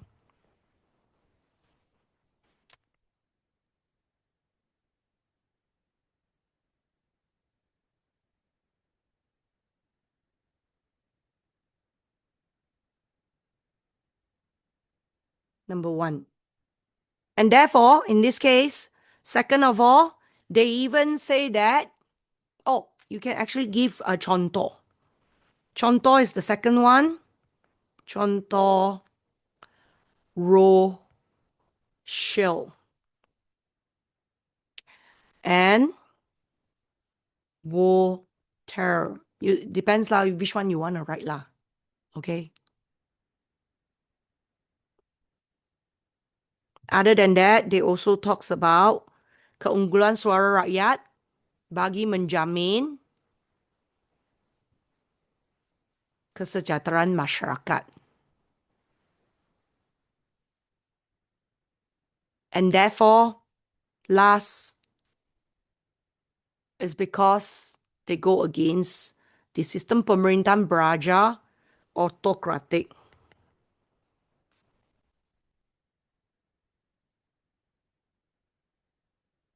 Okay? Mengemukakan means suggest, presented, show you. They show that or you don't want to mengemukakan, you menyatakan also can.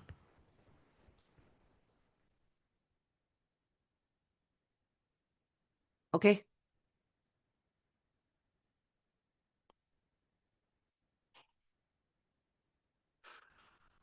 This is the Raja Louis XVI. Okay. Then, sorry, 3 and 4. Revolusi America, XVI is 16 years. X is 10. We is 5. One more is 6. Sistem pemerintahan beraja autocratic is like what? Means one king control all. One king control all. Top to bottom. Top to bottom. Control. Okay. Yeah. Then the next one, continue on. We have the Revolusi America. Revolusi America instead is talking about they're talking about want to be free from being controlled, not the king. Not the king. So first of all, they menentang penjajahan British yang tidak melindungi hak penduduk Amerika. Okay. And then second of all, they menentang cukai seperti Aktate. At the same time, tiada wakil Amerika dalam Parlimen British.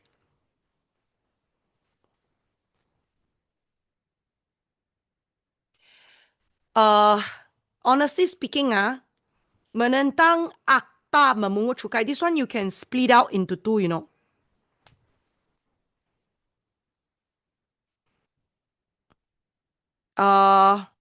This one split up into two. Split into two. Menentang penjajahan British, you menentang akta cukai. Menentang akta memungut cukai. Like this, you will have 2 points. Like this, you will have 2 points. Contoh akta te. Like that. Akta gula. Like that. Okay, then after that, like that will be number 4.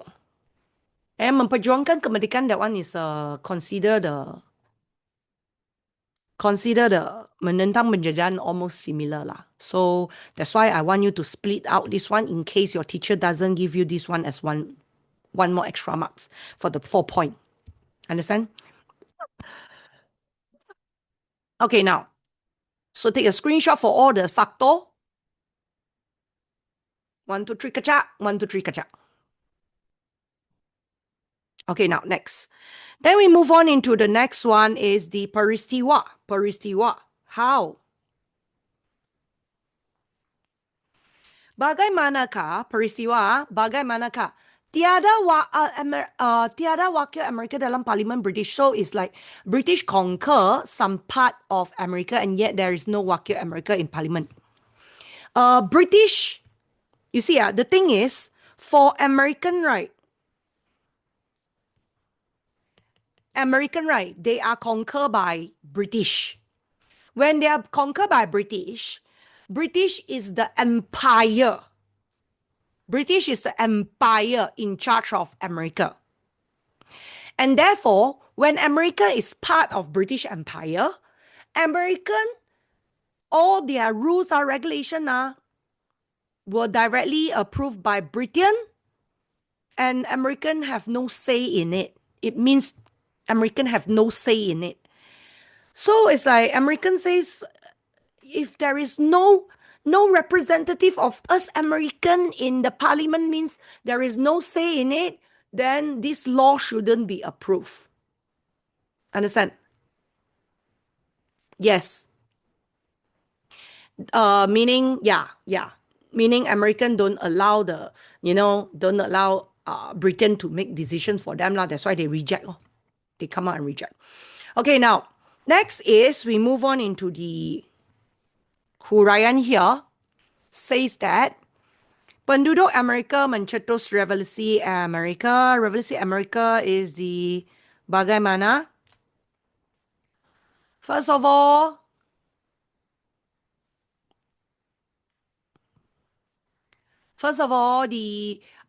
the people actually created a Congress, diketuai George Washington, and of course, American here is George Washington,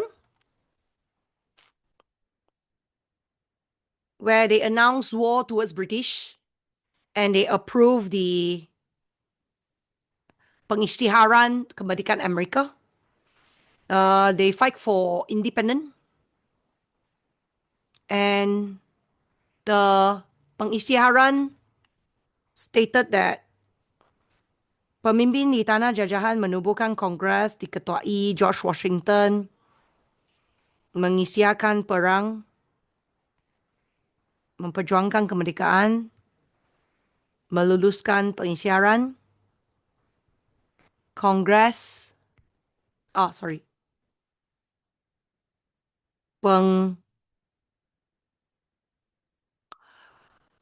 peristiharan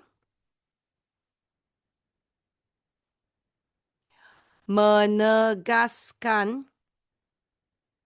hak penduduk membentuk kerajaan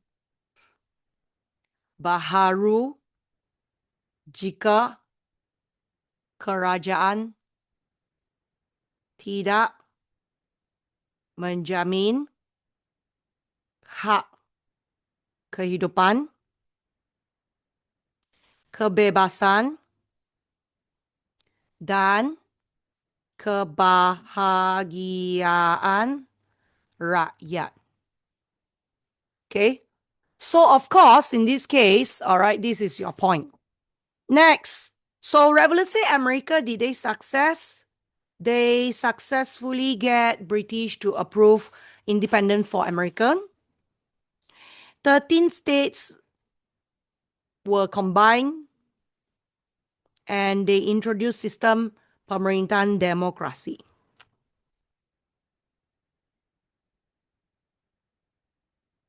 Okay?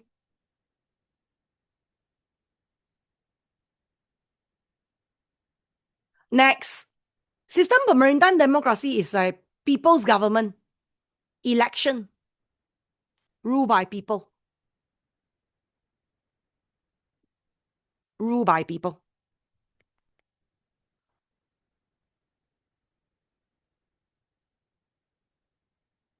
Okay, now, next. Then we go on into Revolusi Keagungan England. Revolusi Keagungan England. So for the Revolusi Keagungan England, first of all, is that because Raja James II, they directly successful. Where is the peristiwa? No peristiwa. Okay, the peristiwa, very simple, is that at the time, why is it that they focus on success? Because the revolution, the government shifted without any bloodshed. Without any bloodshed. Why is it called? Usually they will say, mengapakah dikenali revolusi keagungan? Okay, why is it called Glorious Revolution? Glorious Revolution. Because number one, Raja James II ran to France. And then they are ruled by Mary II and William of Orange, joint monarchy. They are enjoying monarchy. And then their parliament sovereignty and the system Raja berperlembagaan. Sorry, can you write there? Oh, sorry, no, just need to add in the berperlembagaan. Berperlembagaan. Without the berperlembagaan, wrong. Berperlembagaan was strengthened. Bills of Rights were introduced, where Parliament in charge of creating the law and have the rights to collect tax. Okay, now, so if you talk about the peristiwa lah, okay, example lah, I say the peristiwa is where, first of all, Raja James II, he ignore, mengabaikan di parlimen when semasa menggubal undang-undang. And therefore, in this case, ahli parlimen menentang di pemerintahan beraja. Pemerintahan raja. The king section. They against the king section. And therefore, through here, okay, penentangan disokong Mary II dan William of Orange. Orange dari Belanda.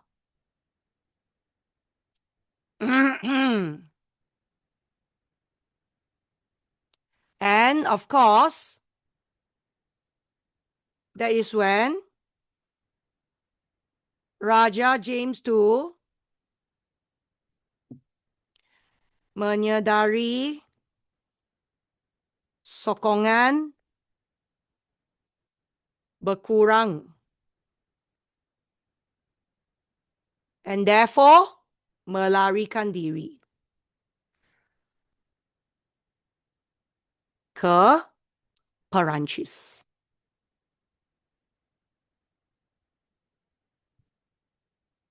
Okay, now then we move on into Revolusi Perancis.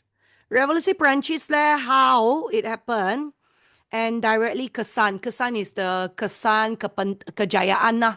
Kesan kejayaan lah. Perancis one okay lah, because this is the kesan. Okay, so first of all, Rochelle. Rochelle. Okay. Rochelle actually wrote the social contract stating the superiority of the people's voice. And therefore, it is the public wish and the people's power is more than the king's institution. Therefore, the citizen, rakyat, or you can call them as the golongan revolusi, they actually break into the Bastille jail and then they membebaskan tahanan politik. Then they overthrow the Raja Louis. Sorry, the spelling error. Raja Louis XVI. Consequently, Republic France were formed and the end of Sistem Pemerintahan Beraja in France. Yeah, this is the main one, kesan.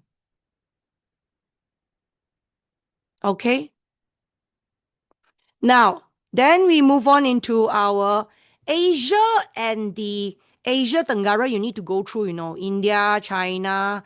You go through your full notes, or your revision pack also got lah. But not all are revision pack, also short notes only. Revision packs, your normal class revision pack. Okay. Not very, not all lah. Okay, for example, we also include the you need to go through the Filipina one is the Peringkat Awal. Then after Jose Rizal, then Bonifacio Aguinaldo, and then they work with American. Thailand one is by the king and the people. They have differences, okay? Of course, in this case, you need to go through all this. And now we're going to go into our country. Our country. So, in this case, guys, first of all, we have is our sejak kesedaran nasionalisme sejak zaman Kesultanan Melayu Melaka. From zaman Kesultanan Melayu Melaka, you all should already know that it started since our... Guys, it started since our what? Our king being taken over by Portuguese. Correct? Yeah. So that's why you can see that Sultan Mahmud Shah berusaha mendapatkan Semula Melaka. He melakukan 3 kali serangan terhadap Portugis, namun gagal. And then also we have the perjuangan Sultan Kedah, which is menentang SHTI untuk mendapatkan semula Pulau Pinang. Then we have the pemimpin tempatan. We have the penentangan pemimpin tempatan.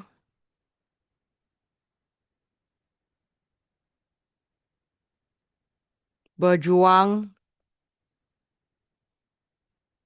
bersifat setempat. Contoh, Dato Maharaja Lela, no? Dato Bahamen. Okay, all this lah. Do Said. Okay? Now, then faktor.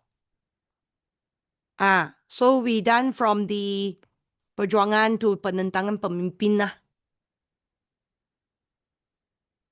Yeah, all these guys, Do Said, they menuntut, yeah, they menuntut kebebasan daripada ancaman luar. I never see your message. I didn't know about it. Teacher, I thought the class is until 12. A little bit more, a little bit more. Very fast, very fast. You see, factor, guys, factor, nationalism, we have the Perana Agama, okay, to the penulisan kreatif, to the media cetak, to the sistem pendidikan, to the kemunculan golongan intellectual, okay, to the pengaruh luar and serantau. You need to go through all. For example, all the points is here. You go through it. Okay, faktor. Faktor, nasionalisme, and then diterangkan. From peranan agama to media cetak. Okay, to the penulisan kreatif we don't have here. And then kemunculan golongan intellectual is here. We have the pengaruh luar dan serantau. This is pengaruh luar.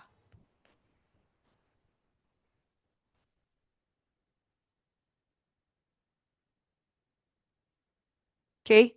So under this case, we don't have the penulisan kreatif. Also, you can put the novel, puisi, cerpen, all those lah. For example, the penulisan kreatif is novel, cerpen, puisi. Nah, here. Novel, cerpen, puisi menjelaskan message keperitan hidup bangsa. Okay. Then all those semangat bagi, you correct the spelling, keperitan, like that. Okay, let you screenshot first. 1, 2, 3, kaca. No, not big enough. Sorry. 1, 2, 3, kaca. 1, 2, 3, kaca. Very fast, very fast. Jawapan will be posted. Yes, jawapan will be posted. Okay, now, then we have 2.7 is the perkembangan nasionalisme from the golongan intellectual, which is we have the intellectual berpendidikan agama. Alright, berpendidikan English, berpendidikan Melayu. These are all the points of, this is golongan kaum muda is berpendidikan agamawan, you know, agamawan. Okay, so agama, English, Melayu one also have it here.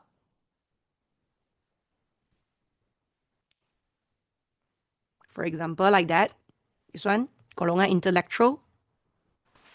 Then penulisan one, we have the isu akhbar, diperjuangkan akhbar majalah. Isu hak dan masa depan, polemik kaum muda, kaum tua, got the A. And then isu pentadbiran ekonomi and social lah, this three. Of course, then we also have the penulisan akhbar Melayu. Kaya kreatif, we have novel, puisi, cerpen, that one you also have to go through. Kaya kreatif, novel, puisi, cerpen. Okay. Then, of course, novel, puisi, cerpen. Novel, puisi, cerpen. Then, of course, we have the persatuan pertubuhan. You see here? Persatuan pertubuhan. The most important one is KMS, KMM, PASPAM lah. KMS here 1. KMM here 2. Paspam here 3. Paspam here 3. Okay. Paspam one, you all know lah. They exchange their opinion one. For example, Paspam here, it is to menggalakkan ahli bersatu dan bertukar pendapat. They bermula di Pulau Pinang. And then they berjaya menyatukan pergerakan orang Melayu melalui Congress or persidangan also can lah. You see, you want to write which one lah. And therefore, they gather, menghimpunkan Wakil Persatuan Melayu mengutarakan isu kebangsaan. National issues lah. Okay, now, then the Persatuan China, India, just go through, not very important. The red color one is the most important for your exam lah. Mostly like to test you, that one lah.